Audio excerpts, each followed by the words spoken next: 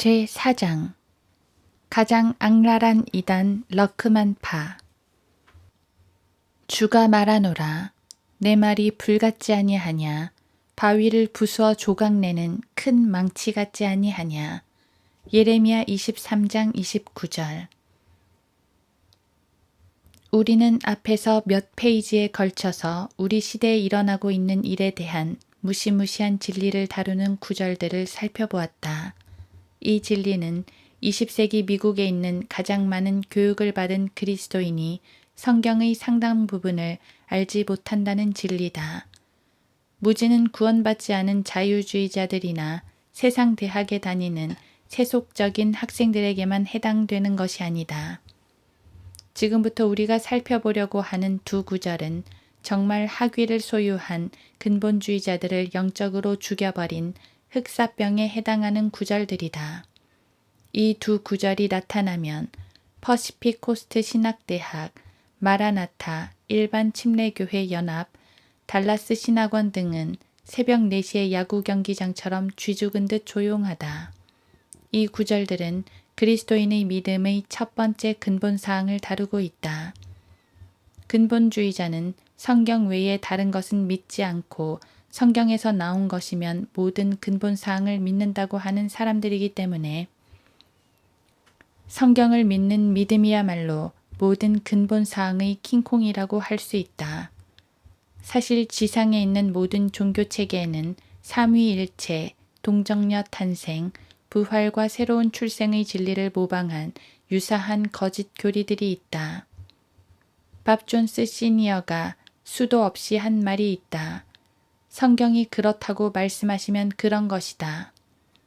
그는 그것이 그리스도인들이 교단을 뛰어넘어 협력할 수 있는 첫 번째 근거라고 말했다. 즉, 그리스도인이라고 하는 자들이 스스로 무슨 대단한 자가 된 것처럼 생각하고 분별력이 없는 자들을 속여가면서 반드시 서로 연합하고 협력해야 함을 증명하기 위해 무슨 증거를 얼마나 많이 제시한다 해도 그들이 성경이 그렇다고 말씀하시면 그런 것이다 라고 믿지 않는다면 성경적인 협력의 근거는 전혀 없다는 뜻이다. 분별력이 없는 자들만 이런 가머니설에 넘어가는 것이다. 그러나 오늘날 미국에서 이루어지는 사역은 처음부터 끝까지 분별력이 없는 자들을 꼬드기는 것이다. 여기에 밥 존스 시니어가 생전에 읽고 믿었던 두 구절이 그대로 있다. 이 구절들은 존 웨슬리, 조지 휘필드, 스펄전, 피니도 읽은 그대로이며 킹 제임스 성경의 어떤 판본을 찾아도 그대로 있다. 드와이트 L 무디와 제이 프랑크 노리스도 동일한 구절들을 읽었다. 성경은 하나님께서 이방인들을 믿음으로 말미암아 의롭게 하실 것을 미리 보고 먼저 아브라함에게 복음을 전파하기를 내 안에서 모든 민족이 복을 받으리라고 하였느니라. 갈라디아서 3장 8절. 성경이 파라오에게 말하기를 이 목적을 위하여 내가 너를 세웠으니 이는 내가 너에게 나의 능력을 보이고 또 내 이름이 온 땅에 선포되게 하려 함이라 하셨으니 로마서 9장 17절. 근본주의자들이 시도 때도 없이 운운하는 축자 영감받은 원본은 내버려 두고 이 두 구절들이 다루는 믿음의 가장 첫 번째 근본사항을 살펴보자. 곧 성경이 무엇이라고 말씀하시느냐이다. 그러나 두 구절들은 주께서 이같이 말씀하신다 라거나 성경의 무오성을 증명하기 위해서 사용하는 그런 구절들처럼 평범한 구절이 아니다. 이 구절들은 하나님이 아니라 기록된 성경이 기록된 성경을 말씀했다고 말하고 있다. 그러나 그때는 기록된 성경이 존재하지 않았을 때다. 1. 이 구절들은 신약의 말씀이다. 2. 이 구절들은 예수 그리스도의 부활이 있은 후 기록되었다. 3. 이 구절들은 그리스도의 몸 안에 있는 구원받은 이방인들이 그 대상이다. 4. 이 구절들은 사도 바울이 이방인들에게 기록한 말씀이다. 5. 이 구절들은 신약적 구원에 관한 두 가지 중요한 믿음의 근본 사항을 다룬 서신들에 기록된 말씀이다. 그 근본 사항이란 곧 믿음으로 의롭게 됨과 믿음으로 인한 구원의 영원한 보장이다. 어떻게 선하고 경건하며 헌신적이며 독실한 성경학자들이 성경을 가르치는 것으로 먹고 살면서 이런 구절들을 간과하고 지나갈 수 있단 말인가. 첫 번째 구절에서 우리는 성경은 하나님께서 이방인들을 믿음으로 말미암아 의롭게 하실 것을 미리 보고 라는 부분을 볼 수 있다.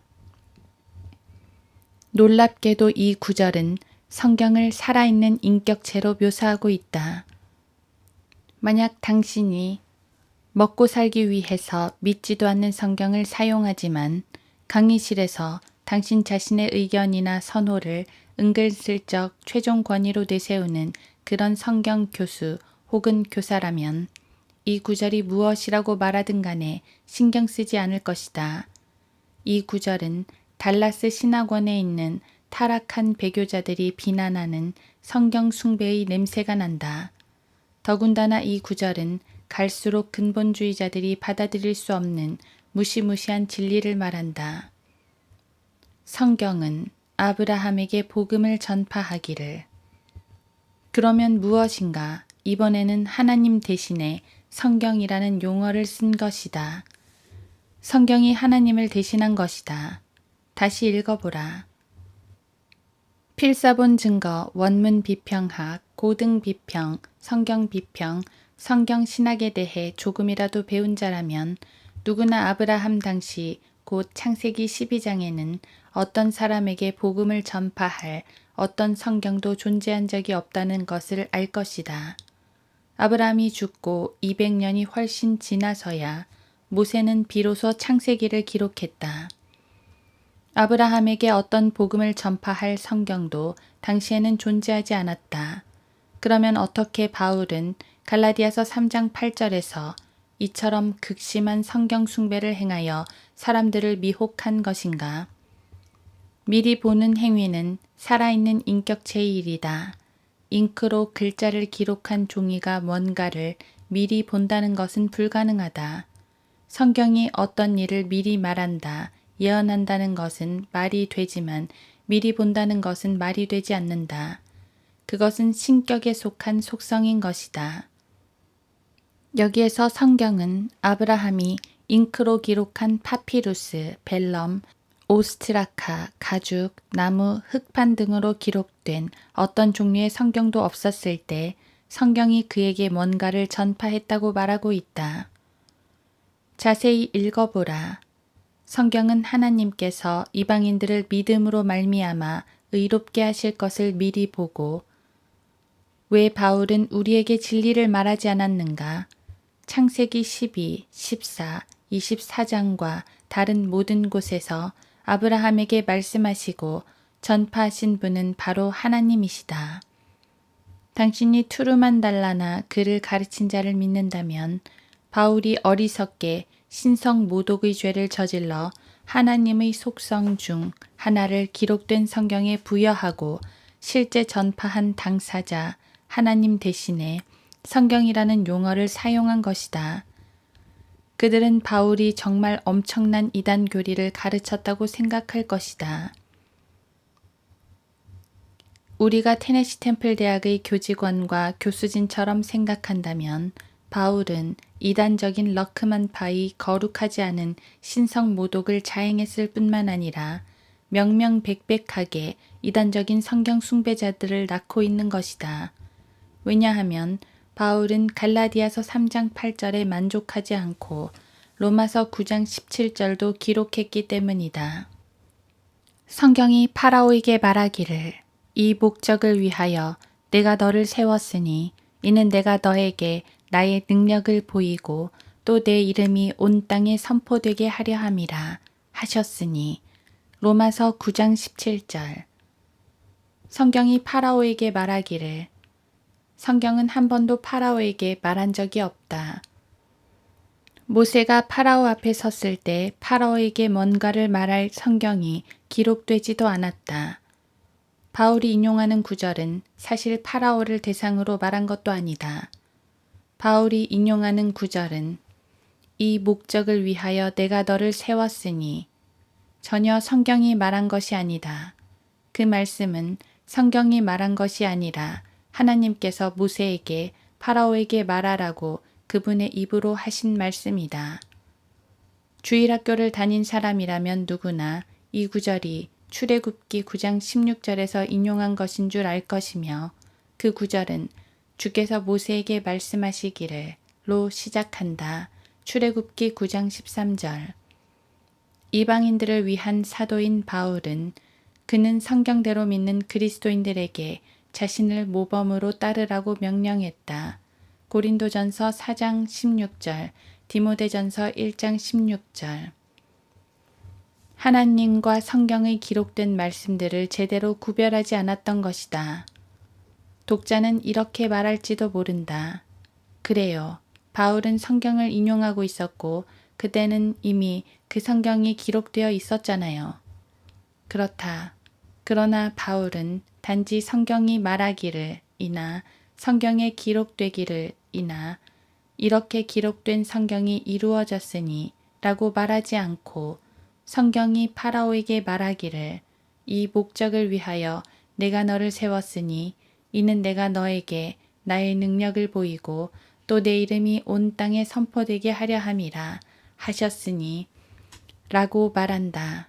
이제 독자들도 분명히 알 수 있듯이 로마서 9장 17절에서 내가와 나의는 성경을 말한다.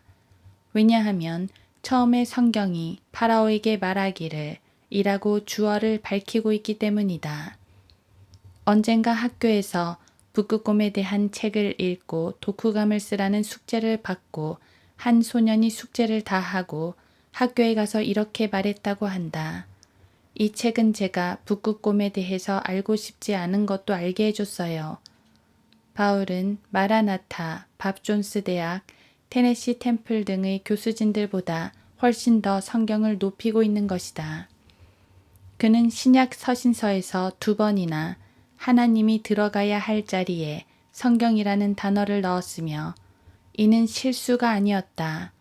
바울은 자신이 어떤 일을 하고 있는지 정확하게 알고 있었다. 배교의 때인 라오디케아 교회 시대를 사는 근본주의자들이 아무리 열심히 쫓아가려 해도 바울은 그들이 따라잡기에 너무 고상한 믿음을 가졌던 것이다. 이런 엄청난 이단교리에 대해서 당신의 목사와 교수는 뭐라고 말하는가? 아마 성경을 모르는 자는 이런 구절을 보고 너무 놀라서 입이 쩍 벌어질 것이다.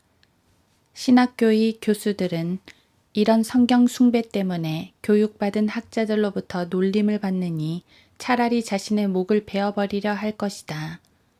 그러나 장차 미국은 카톨릭 국가 교회가 다스리는 나라가 될 것이며 성경대로 믿는 그리스도인들에게 성경 숭배라는 죄목을 씌우며 놀릴 것이다. 모든 보수주의 대학들과 기독교 대학들과 신학교들의 5만 명에 달하는 졸업생들에게 이 2 구절은 감추어진 진리들이다. 이 2 구절은 기록된 하나님의 말씀을 너무나 높은 위치에 두기 때문에 TV에 중독되어 자란 기만당한 멍청이들은 도무지 이 2 구절들을 이해할 수 없다. 그들은 기록된 하나님의 말씀들을 원어 사전들과 원어 문법서들과 주석서들과 변개된 성서들과 연구 자료들로 대체시켜버렸다. 그러나 이 2 구절이 가르치는 그 핵심 진리는 더 강력한 것이다. 바울이 이 2 구절을 출애굽기와 창세기에 인용했을 때 바울에게는 출애굽기나 창세기에 축자적으로 완전히 영감받은 원본이 존재하지 않았다. 바울은 당시 자신이 읽고 있던 성경에 너무나 강력한 능력이 있음을 알고 로마서 9장 17절과 갈라디아서 3장 8절에서 하나님이라는 단어 대신에 성경을 넣었다. 이것이 이 2 구절이 말하는 진리다. 바울이 디모데후서 3장 16절에서 성경이라는 단어를 사용했을 때 그것은 디모데가 가졌고 읽었던 성경을 지칭한 것이다. 도널드 웨이트는 미국 전역을 다니며 디모데 후서 3장 16절을 증명 구절로 인용하며 러크만 주의는 이단교리라고 비난하고 돌아다닌다. 그러나 도널드 웨이트는 지난 20년 동안 표준 원문을 수호한다면서 디모데후서 3장 16절의 문맥인 디모데후서 3장 15절은 제시하지 않았다. 교활한 여우는 항상 자신의 발자국을 지우는 법을 아는 것이다. 에디오피아 내시가 성경을 열어 읽고 있었을 때 사도행전 8장 35절 그는 축자적으로 완전히 영감받은 원본을 읽고 있었던 것이 아니다. 사도행전 8장 32절에서 에디오피아 내시가 이사야서의 원본을 가지고 있었다고 가르치는 것이야말로 이단교리다. 그러면 원본을 운운하는 자들이 디모데후서 3장 16절의 성경이 원본을 말하는 것이라고 주장하는 것이 얼마나 말도 안 되는 소린지 생각해보라. 정말 반쯤 미친 광신자들이 하는 소리인 것이다. 그 내시는 성경을 읽고 있었고 사도행전 8장 32절 모든 성경은 하나님의 영감으로 주어진 것이다. 바울의 축자적으로 완전히 영감받은 원본들은 즉 우리가 다루고 있는 로마서와 갈라디아서의 이 구절들을 창세기와 출애굽기의 사본들의 역본들에 불과했다. 근본주의자들은 영감받은 번역본 같은 것은 존재하지 않는다고 가르치기 때문에 바울이 신약의 갈라디아서 3장 8절과 로마서 9장 17절에서 인용한 이 말씀들은 신약 성경의 일부지만 영감받지 못한 것이 된다. 왜냐하면 신약의 이 구절들 자체가 창세기와 출애굽기의 번역이기 때문이다. 원본과 원어만을 신성시하는 근본주의자들에게 이 진리를 설명해 보라고 하라. 밥존스 대학의 교직원들과 교수진은 이런 진리를 소화시키지 못한다. 하나님께서 그들과 유사한 자들을 지난 400년 동안 이 진리를 이해하지 못하게 만드신 것이다.